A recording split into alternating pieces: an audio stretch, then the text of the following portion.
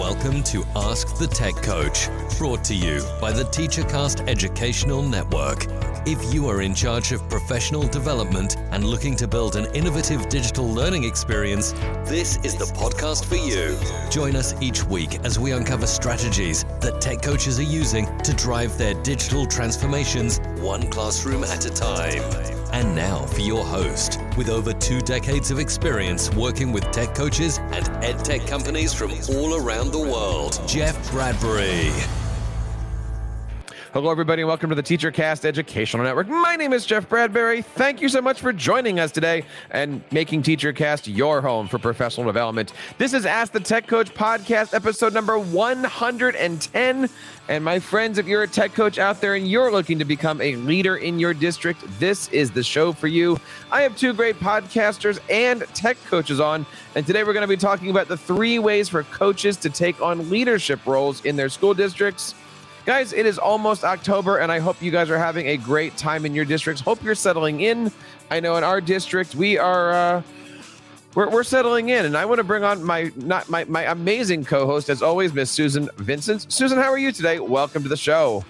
Great to be here. Another great week almost behind us as we approach Friday of this week. It is a great week. I had such an amazing week as a tech coach. I had an amazing week leading our tech coaches. Can I brag about one thing? I don't know if I got a chance to say this last week on the show, but I kind of have some goals for my tech coaches. One of those goals is to invite all of them to learn about the MIE, Microsoft Innovative Educators Program. We actually had one of our tech coaches this week earn her MIE trainer badge. Awesome. I am so happy. I honestly don't even know if I mentioned that last week, but I am so proud of her. I don't even know if she listens or not. That's okay. But the point is, I am so proud of the group that we have and the great tech coaches that we have together today. Jen, that's my wife. Susan, what is your win for this week? My win for this week, I got to go in some classrooms finally this week. Nice. Well, all of the hustle and bustle of the beginning of the year, going back face-to-face as well as online. We've got some of both. I got to go into a 4th grade classroom, and they just asked me to come in to do a little 30-minute Chromebook refresher with those kids. So, in the event that we have to go home and stay there for a few weeks, they just needed that refresher. And then the teacher afterwards, she emailed me, thanked me for coming, thanked me for using my time. And her comment is, now I can look at them and truly say, ask 3 before me. That's the big thing in elementary school of ask 3 before me. So she says, I can truly say that now. I love that. I'm now 2 weeks into my new position. I actually got a chance to go through 3 different buildings of ours, and elementary, middle school, had a chance to see things, had a chance to kind of open up my eyes to some of the things that were going on, seeing how people were using apps like Flipgrid and just seeing what this looks like here, and really starting to take that listening tour, right? And awesome. We're still new, we're still getting into this, but for tech coaches, that listening tour is important. It's important for teachers to be getting their opinions out, their views out. And it's also important for tech coaches to have that listening tour with your building administrators.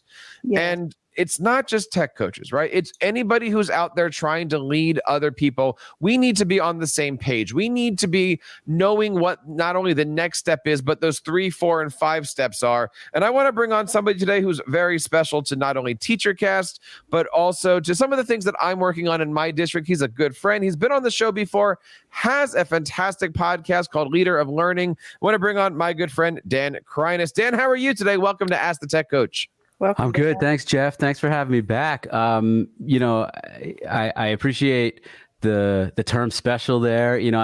If you don't know, listeners and Susan, Jeff and I work in the same district now.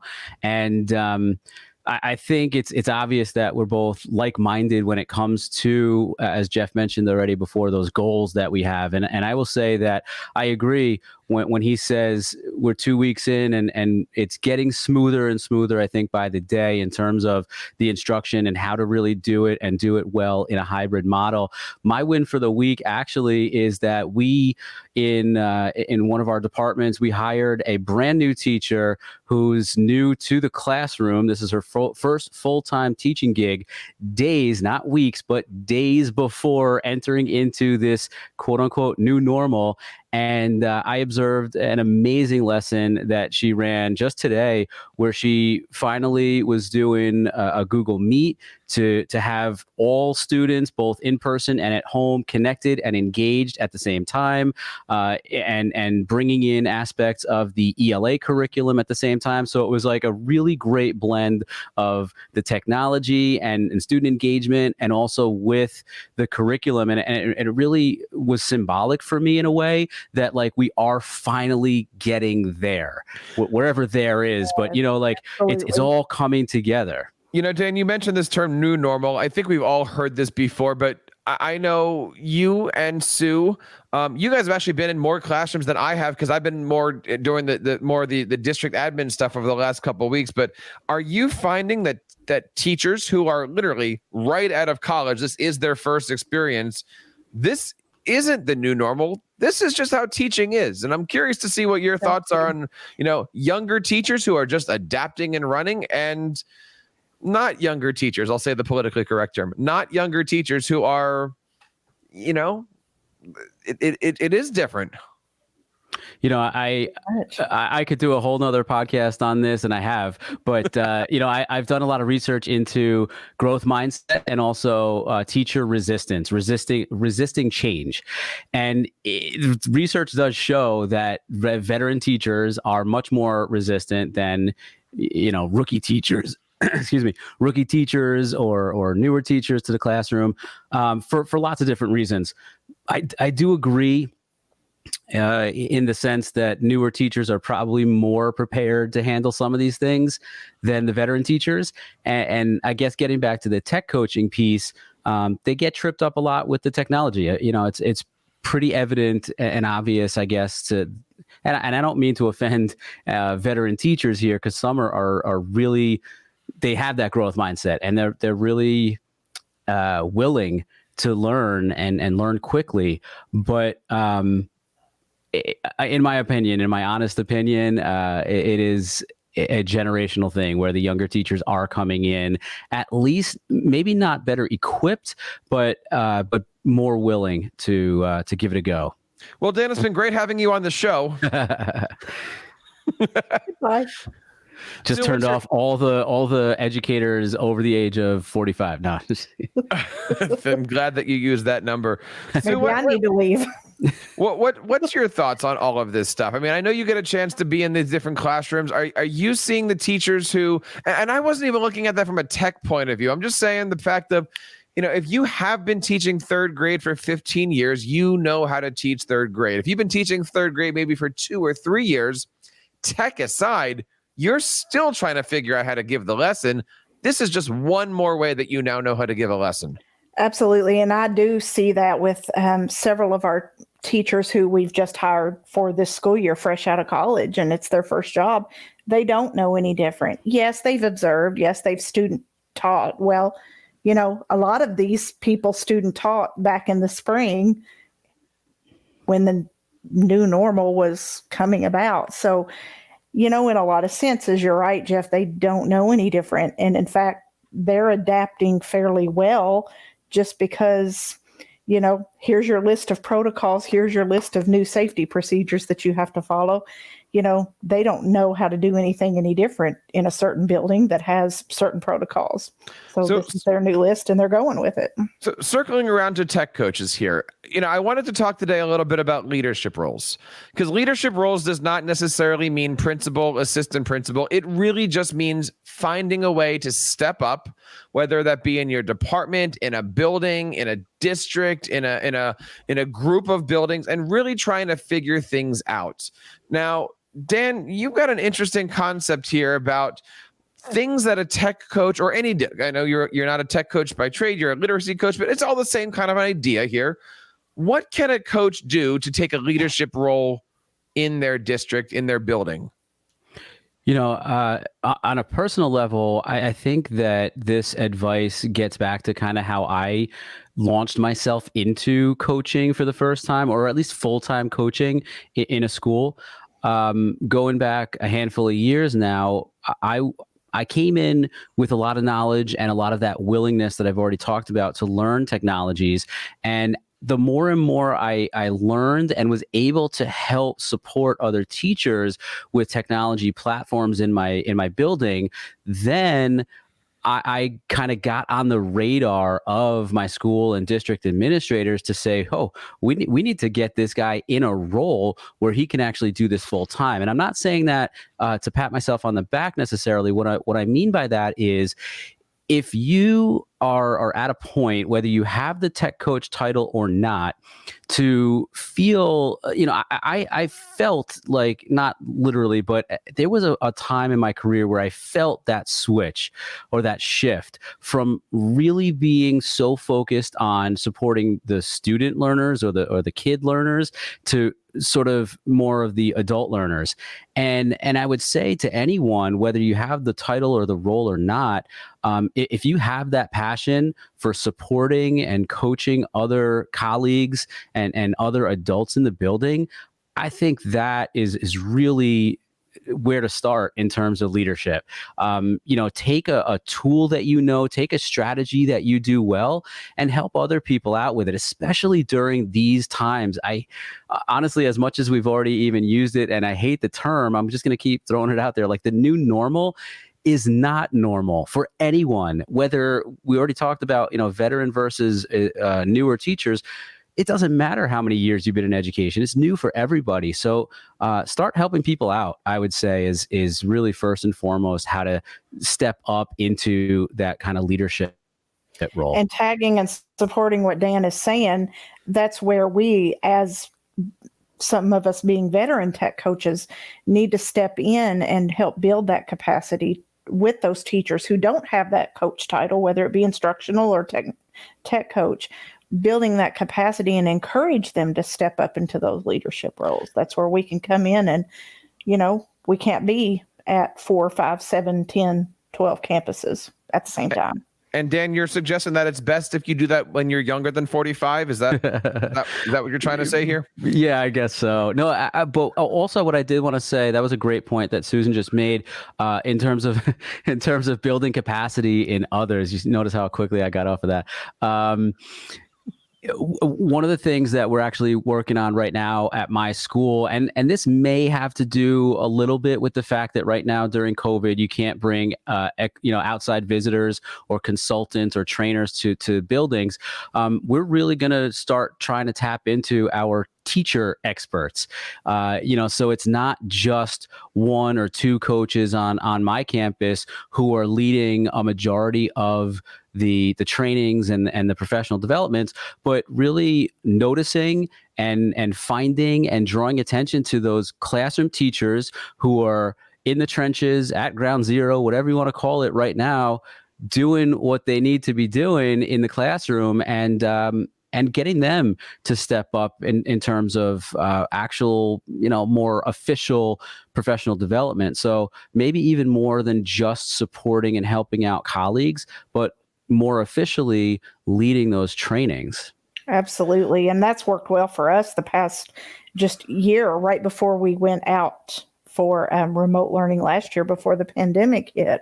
We had a professional development back in February where we tapped into our teachers, and they led the whole day.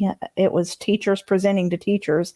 And I think that was very well received and much appreciated, because sometimes, we as tech coaches or instructional coaches can stand up there and talk about Google Slides till we're blue in the face, but until they hear it from their peer down the hallway, it doesn't mean much. One of the things that I'm very aware of now that I'm in this position is the fact that you're always being watched. And, I've said this for years and years. Every handshake is a job interview. Every tweet is a job interview. Every interaction is a job interview.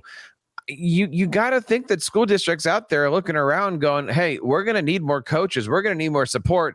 Who's stepping up right now and who's showing interest? And and who's out the door at 2:30, and not sticking around, and who's showing up late, and all those different things. I mean, if you want to start talking about taking leadership roles, it is what Dan's talking about. Just step up, help out, do things. Doesn't matter if you're any kind of a coach, a teacher, or anything. This is the time. I mean, one of the things that I'm sharing with our coaches is that whole concept of one band, one sound. We're all in this together. We're all pushing forward. And Sue, how do you handle that? You've got a few tech coaches in your building, but you've got multiple campuses. Yeah, actually, there's 2 tech coaches for 4 campuses. So myself and my coworker. So, we have worked hard in this is our 3rd year at our campus, myself and my coworker, and we've worked hard to build that capacity. Now we know, if I'm not at the Indiana campus that day and someone emails me with a problem, I can ask so-and-so, can you walk down the hall and check on teacher B down here who's asking how to make her Screencastify work? And, it's so nice to have those other teachers that I can depend on who, eventually might be groomed to become a coach in the next few years. So the question I want to bring up is, how do we do that? How do we start to step up? One of the things that I like to do as I'm walking into a building, getting to know somebody, is I always try to find those office workers. And I just kind of start to scan. And I kind of scan their bookmarks. I kind of scan their desktop. I kind of see where they are. Are the people who are running the building digitally efficient? Right. And of course, you never want to walk up to a staff member and say, this is how you do things. But, if you're in a situation where you're working, hi, how you doing? Are things, I always try to find a way to see if I can help people become digitally efficient, right? Helping out with that digital organizational piece. Are we doing everything the right way? Are we doing everything to the best of our abilities? Is there a possibility that maybe by organizing your bookmarks into a folder and then showing them how to open up all those bookmarks from that folder in one spot, maybe that's there? Dan, I know you get around to different offices. I know in other districts that you've been in, you've had the opportunity to work with office staff. What advice do you have for just trying to take that leadership role and help out those office workers, that those people who are sitting there? They are the ones running the school. How do you help keep the ship running as fast as possible and efficiently as possible? I think it's almost the same. I really did want to make this point, so I think I'll make it here because I think it makes a lot of sense. When it comes to coaching, I think of the response to intervention model that we want to see in our classrooms, which is like that tiered intervention system where everybody is on that tier 1 level. And then when you get to tier 2 and tier 3, that means you're adding more and more supports for, in the classroom, you're talking about students who need it more, whether they are, special ed students or the English language learners, adding more supports to scaffold for them. And I think of coaching a lot the same way, especially tech coaching as well, where tier 1 is like, all right, right now, everybody sort of has this overarching goal or mission or vision that we're trying to get to. And I think right now, let's be honest, it's really just figuring out what instruction needs to look like and what tools we need to use to get it to look like that. But then, as you go down by tiers and you add more supports, it could be like I was in a classroom today working with a teacher on how to snap a picture of an image out of a textbook and upload it so that it can be attached as a Google Classroom assignment. Something that I think teachers probably should have known how to do. I'm just going to be honest right here, in the springtime when we went fully remote, but I'm still having to support teachers like that. So I don't know that this addresses your question completely. Let me know if it doesn't. But I think when you're dealing with people in offices or not, different departments, just having like that one umbrella sort of goal in mind first, and then supporting and scaffolding, sort of like on the upswing to just get everybody to sort of rise to the occasion. I don't know I just came up with that all by myself. But you know what I mean? Like to get everybody to get on the same page. Yes. Sue, do you have a chance to do any office training? Secretary, I don't want to say secretary training, but it really is any office staff. Anybody with a desk, could be counselors, could be office staff, could be athletic trainers, anything like that, just to make sure that these departments are running as efficiently as possible. Yes, in fact, that's been a goal of mine since I've been at the school I'm at now. And we actually talked more about that as we hit a groove with school starting. We've talked more about that this week and coming up with a plan of, and we're a Google school. And so getting them Google trained and talking about, like right now, I'm working on the draft of how to propose this training for the staff, office staff, because, you know, the finance people, they may or may not need this or that skill. They need to know how to use Google Sheets. They need to know how to convert things. They need to know formulas. But, you know, HR down the hall, they have to know certain other things, you know, how to use forms, admissions, how to use forms, and such as that. So just scaffolding of who needs to know what, so I can present it to the leadership staff in, yes, your office staff needs to be Google trained too. That's the big thing with us, or Microsoft, what have you. Talked today about ways that we can take leadership roles in your school district. Already talked about just the sheer fact of stepping up, doing something to help out, whether you're in the coaching position or just a teacher looking to become helpful in your building, certainly taking on that. We talked a little bit about helping out your office staff, finding ways to get your office staff, your teachers, a little bit more digitally efficient. Before we hit that next one, Sue, I want to remind everybody that every single Wednesday, we have our Tech Coaches Roundtable, and that is a free opportunity for everybody around the country, really, and actually around the world, because we have a lot of international people that come to talk all about the world of coaching, talk about how we're going to support each other. And usually we just start off with like a 10-minute, hey, how are you doing? What do you need? How can we support you? We've had some great meetings over the last few weeks. We've been doing demos of things like Teams and Google Apps and stuff. We're having a good time. And the best place to do that is by joining our brand new TeacherCast Tech Coaches Network. You can head on over to teachercast.net/TCN form, fill out our membership application, totally free. Reach out to over hundreds of, we're actually over 200 right now, Sue, tech coaches all together. And we are building a nice little group. Dan, we've got a lot of great tech coaches here. I know you're in a few different tech coaching groups. What is the value of reaching out to other coaches, being a part of a group, and actually trying to build your own little PLN outside of your district? Honestly, this sounds cliche and it sounds like you set me up, but it's everything. I mentioned before, this new normal is not normal for anyone. And it doesn't matter what role you're in or how many years experience you have under your belt. At this point, we all need to learn from each other. And, you know, it for me, at a personal level, in the years 2016, 17, as I became more connected, as I got out to more in person, which I know we can't really do these days, but in person ed camps and conferences, but even virtually, just getting more connected on social media like Twitter and on Voxer.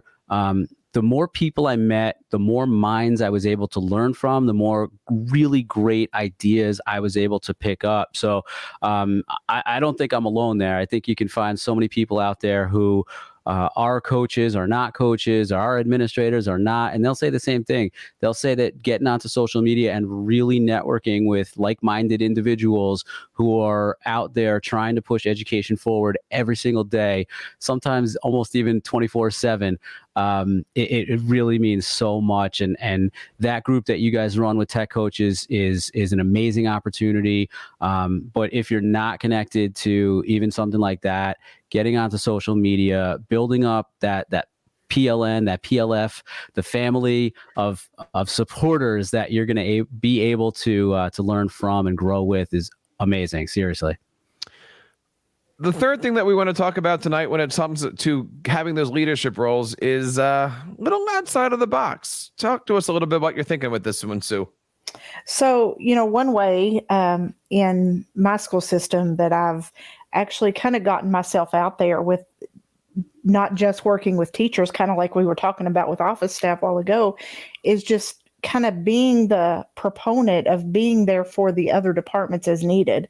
So marketing, public relations, and then being the promoter of digital citizenship. There's things that, we need to make sure. And as the K-12 technology integration specialist, that my role is making sure we're on the same wavelength with technology instruction or instructional technology across the board.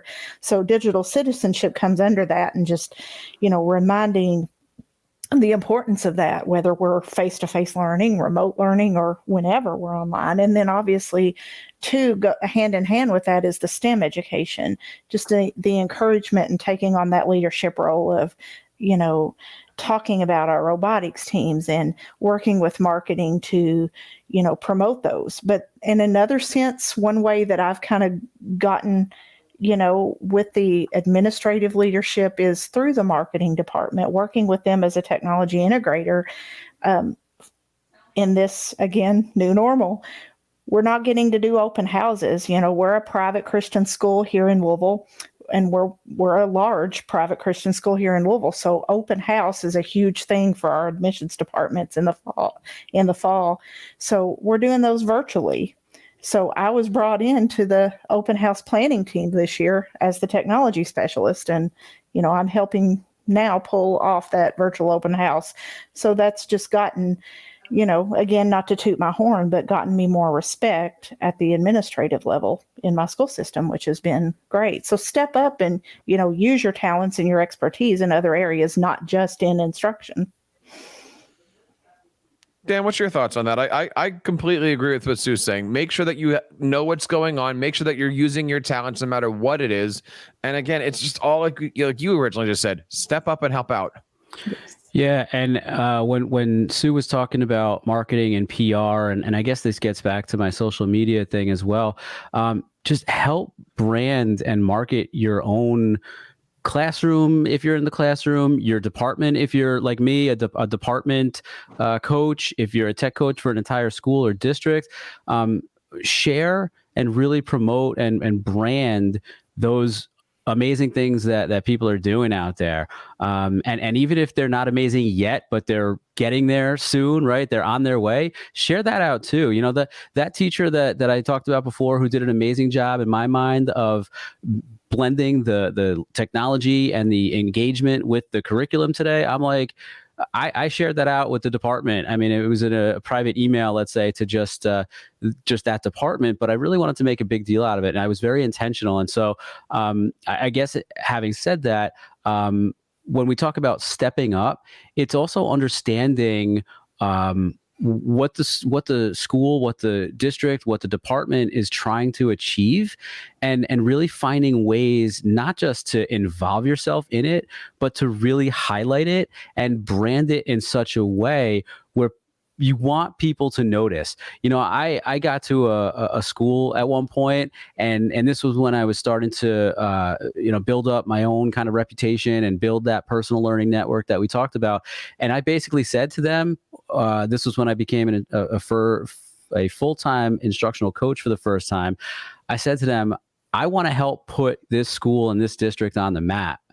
And I don't know that I did, but at least that's the attitude that I had going in. And I think when you talk about stepping up and taking on that leadership role, I think that's a really good way to come at it, is like, man, like I'm a man on a mission or a woman on a mission. Like I'm going to get things done, and by golly, no one better. I'd never say that. I don't know why I just did. Nobody better stand in my way. And I want to actually give a shout out to Jeff, because I've been able to see the amazing work that he's been doing. And I know even if he doesn't, that's the attitude he has taken, because he has lofty goals for my school and all the schools in our district. And he might have only been on this job for a couple of weeks, but he's already getting things done. And I think that's an amazing attitude. So I want to tell people to be like Jeff.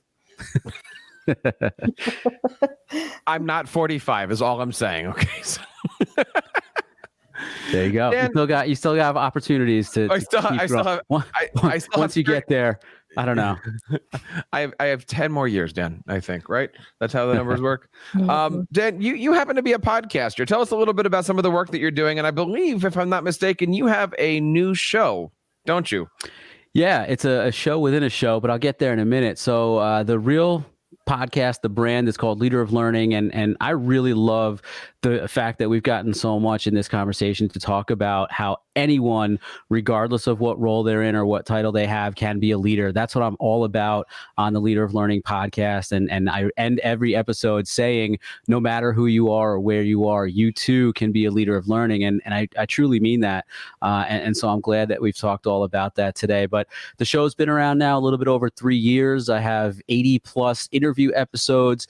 And like you said, we just started this show within a show. It's actually a monthly series that I do with my co-host, Rochelle Danae Poth. You probably know her. She is also a big name in education and also educational technology.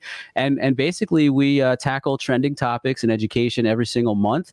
And we come at it a little bit differently. We pull in some research because I know that there are people out there in education land, in the Twitter sphere, who say, that they're starting to push back a little bit on the quote unquote edu celebrities. And I think the reason for that is because sometimes it doesn't seem like their thoughts and opinions are really backed by sound research and real, hard evidence. And so I didn't want it to be just me and Rochelle just talking about what our thoughts and feelings are, but really what is going on and why is it happening and what does the research show? And so we've done 2 of those shows now. And actually our last one that came out in this month in September 15th, it's always the middle of the month.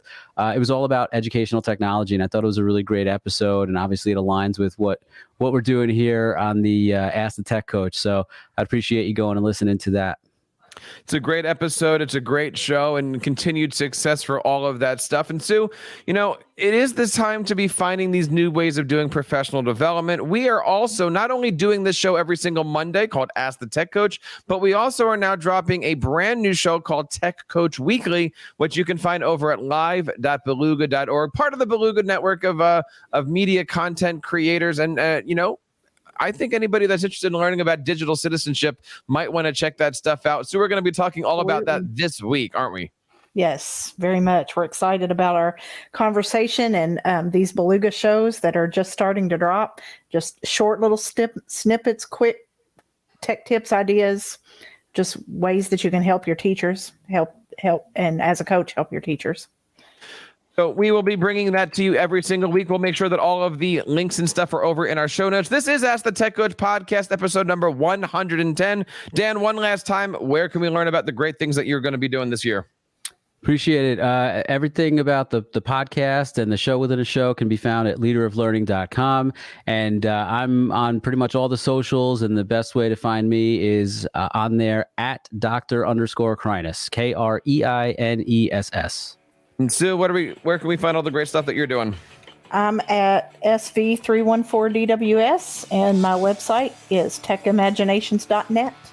Excellent. Of course, you can find out all the great stuff over at AskTheTechCoach.com. Find us on Twitter over at Ask the Tech Coach. And don't forget, we have that second show happening, Tech Coach Weekly, every single week over on Beluga. And you can find us all over our social medias sharing this stuff out.